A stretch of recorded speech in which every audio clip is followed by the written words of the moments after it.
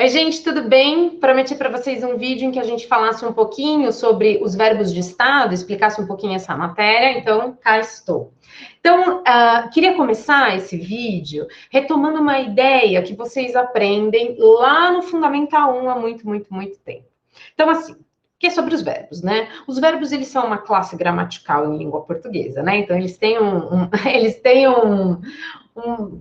um espaço que é só deles, né? Então, o verbo é uma palavra muito curiosa, a gente vai estudar muito o verbo esse ano, ela é uma palavra que se flexiona muito, né, para a pessoa que está falando, então eu falo, eu te amo, mas você responde, né, eu te amo, você me ama, olha como o verbo já mudou, né, eu te amo, e você me ama. Então, ele flexiona para a pessoa, ele pode vir no singular, eu te amo, pode ir para o plural, nós te amamos, certo? Ele flexiona em tempo, então eu posso falar eu te amo hoje, eu te amei ontem, então ele também tem essa flexão de tempo. Então, o verbo, como um todo, né? É uma classe de palavras que são muito curiosas, acontece muita coisa no verbo. E a gente faz uma primeira separação dos verbos, que são os verbos de ação e os verbos de estado. Essa separação, ela diz muito do sujeito, né? Da pessoa, da coisa, de que a gente diz algo.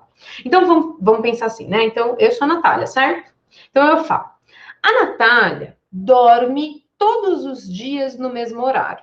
A Natália dorme todos os dias no mesmo horário. Muito bem. Então, eu tenho aí uma frase que eu estou falando sobre alguém. Sobre quem? A Natália. E o que eu estou falando sobre a Natália? Eu estou dizendo que a Natália dorme todos os dias no mesmo horário.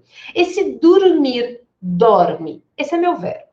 E esse verbo, ele indica que a Natália fez algo, ela desempenhou uma ação, ou é um estado, né? Ele está dando um estado. Bom, eu fiz algo. A Natália dorme. Dormir é uma ação, não é?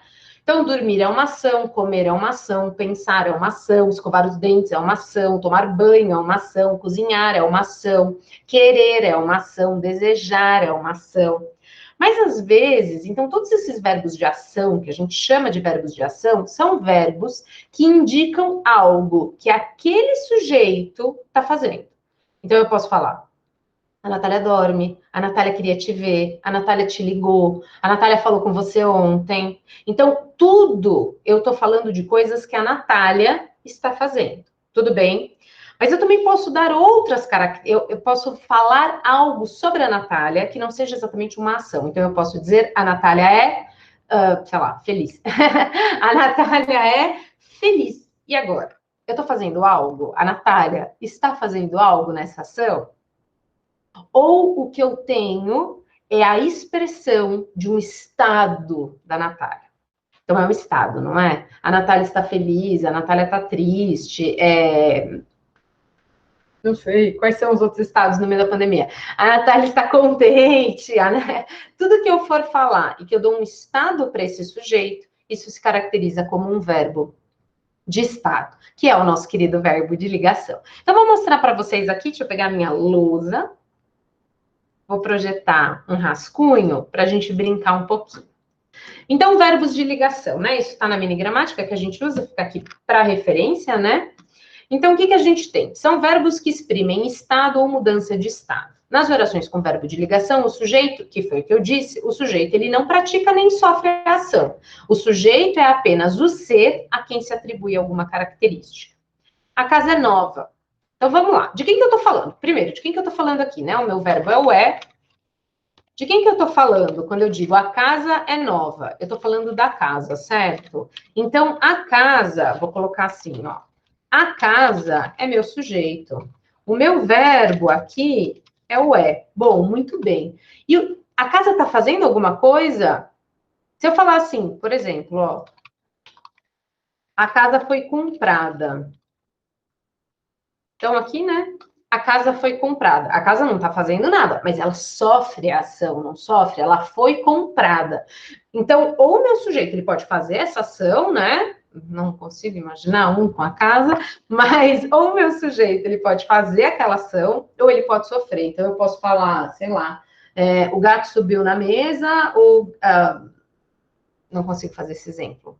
Deixa eu pensar na casa.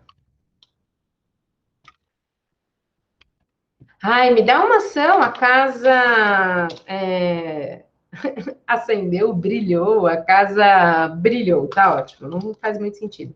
A casa brilhou durante o dia. Uma frase que não faz muito sentido, talvez num conto maravilhoso, né? A casa brilhou durante o dia, ou uma metáfora, né? Então, a casa aqui, ela está fazendo uma ação, a ação de brilhar. A casa foi comprada, ela não faz ação, mas ela sofre uma ação. Então, tanto em comprar quanto em brilhar, eu tenho uma ação envolvida, né? Nesses dois exemplos. Quando eu falo a casa é nova, eu não tenho mais uma ação. O que eu tenho aqui é um estado para essa casa, uma característica, que normalmente vem num adjetivo, né? Então, aqui a gente tem nova. Então, veja, a casa não faz nada, né? A única coisa que eu tenho aqui é um adjetivo, uma característica para ela. Então, eu vou falar que esse verbo, ele é um verbo de ligação, porque ele não indica uma ação, ele só liga. Ele liga o quê? Ele liga essa característica nesse ser, nesse sujeito. É como se ele fosse só uma pontezinha. Ele está aí para falar, por exemplo, que essa frase está para a gente no presente, né? Então, a casa é nova, a casa era nova, a casa foi nova, tem diferença de interpretação. Então, o verbo, ele só está aí para marcar para a gente esse tempo, mas ele não dá ação, porque não existe. O que eu tenho é uma ligação entre esse adjetivo, essa característica, e o meu sujeito. Então, o que é importante aqui não é só classificar o verbo de ligação, mas é também classificar o predicativo do sujeito. Então, a gente chama de predicativo do sujeito essa característica. Tudo bem? Vamos tentar rapidamente? Eu estou triste. Olha aqui.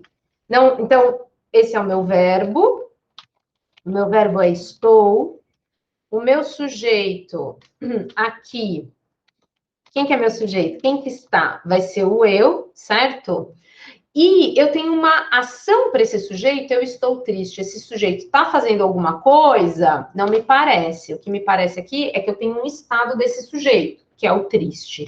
Então, eu tenho um verbo de ligação e vou ter, como todo verbo de ligação traz para a gente, um predicativo do sujeito, que é o triste. Tudo bem? Então, essa é a diferença entre os verbos de ligação e os verbos de ação. O verbo de ação, ele dá, de fato, uma ação que o sujeito está praticando ou está sofrendo. Perfeito. E o verbo de ligação não dá isso. Ele indica para a gente uma característica, um estado daquele sujeito. Aqui, eu vou detalhar um pouquinho mais, mas essa diferenciação, vocês não precisam ter ela de cor, tá? Só estou mostrando. Então, só para você, porque às vezes a gente fala assim, o sujeito ele tem uma característica que é dele. Então, sei lá, aqui, por exemplo, um estado permanente. Fernando é alto. Então, aqui a minha característica, o meu predicativo do sujeito é alto, tá vendo? Esse é meu predicativo do sujeito. Eu vou colocar todos eles em amarelo para vocês não se confundirem. Fernando é alto. Mas isso é permanente, né? Não tem como o Fernando deixar de ser alto. Ele não consegue. Então, posso indicar um estado permanente. Mas eu também posso indicar um estado que pode ser modificado. Então, eu posso falar, o Fernando está magro. Ai, coitado. Ficou doente, está muito magro. O Fernando está magro. Mas se ele ficou doente, né, e perdeu peso, ele vai recuperar esse peso, né? Então, ele vai deixar de estar tão magro. Então, essa é um estado circunstancial, que é diferente de um estado permanente, que aí você tá sempre, né? Você sempre tá assim. Eu também posso ter um estado que é transitório. Então, não é nenhuma característica que eu carrego comigo o tempo inteiro. Tipo, se o Fernando ficou doente e ficou magro, por um tempo, ele vai carregar essa característica. Mas eu posso falar, o aluno esteve quieto durante a aula. Então, pode ser que um aluno pisou fora da sala de aula e fez um barulho. Então, é bem transitório, né? Por que eu queria reforçar isso com vocês, gente? Porque às vezes vocês ficam assim, ó, a casa é, não sei, a casa é vermelha. Ah, mas dá para pintar a casa e mudar. Dá, mas não deixa de ser um verbo de ligação. A única coisa é que ao invés desse verbo de ligação indicar para a gente um estado permanente, ele está indicando para a gente um estado transitório. Eu posso ter uma mudança de estado. O aluno tornou-se comportado. Ele não era, e agora ele está comportado. Eu posso ter uma continuidade do estar. Ai, perdão, vou espirrar. Desculpa. Se tivesse um editor, agora eu pedia para cortar. Não tenho. Então, o aluno permaneceu quieto. Então, é uma continuidade desse estado, né? Eu não estou falando nem que é um estado novo, nenhuma característica que ele tem sempre, mas só que ele permaneceu daquela forma, o aluno permaneceu quieto, certo? E aí eu queria mostrar para vocês, a gente tem alguns verbos, né, de ligação. Não dá para eu fazer isso com verbo de ação. Não dá para eu falar assim, muito bem, vou passar uma lista de verbo de ação para vocês decorarem, né? Para vocês sempre terem em mente. Não tem como eu fazer isso, porque são muitos, a maioria dos verbos são de ação. Mas os verbos de ligação, eles são menos, tá? O nosso grande, maravilhoso verbo de ligação, garoto propaganda, é o verbo ser. Tudo bem? Eu sou, eu era, eu fui. O verbo ser, ele é o nosso garoto propaganda, né? Ele é aquele ideal do verbo de ligação. Mas eu tenho alguns. Quais? Continuar, andar, ficar, estar, ser, permanecer e parecer. Vamos lá. A Natália continua feliz. A Natália anda feliz. A Natália ficou feliz. A Natália está feliz. A Natália é feliz. A Natália permanece feliz. E a Natália parece feliz. Então, todos os verbos que não indicam uma ação que o sujeito está fazendo, mas indicam uma característica para esse sujeito. Ah, e como é que eu vou lembrar isso, né? Então, então, por exemplo, se você vai fazer uma prova e ela não tem consulta, né? Então, você não vai ter essa listinha de verbos, a gente tem um processo mnemônico, né? A gente tem uma frasezinha que é o cafés, assim, né? Cafés para dois. Só que aí um para dois assim, deixa eu colocar o P2 sobrescrito. Assim, café para dois. Então, são dois P's, né? Essa é a ideia, um PP. Então, por que cafés para dois, né? Então, agora... Ai, peraí, deixa eu trazer aqui, senão eu não vou conseguir. A letra. Então, vamos lá. Então, cada letrinha é tá vendo que eu indiquei ali em cima, colori, né? Então, cafés para dois, o C é o nosso continuar, o A é o andar, o F é o ficar, o E é o estar, o S, o ser, e aí para dois, permanecer e parecer. Então, se vocês precisam de um processo, né, para a gente conseguir decorar, memorizar mesmo, é uma técnica de memorização, né? Então, tá aqui, ó. Vou pintar, talvez fique em destaque. Cafés, e aí para dois P's, né? PP. Tudo bem? Então, esses são os verbos. É uma lista muito menor, né, do que os verbos de ação, por isso que é possível, né, a gente decorar. Então, vou resumir aqui rapidinho, só para a gente fechar esse vídeo. Então, nós temos, né, verbos de ação, que é quando eu tenho um sujeito, e esse verbo indica para a gente uma ação que o sujeito faz ou uma ação que o sujeito sofre.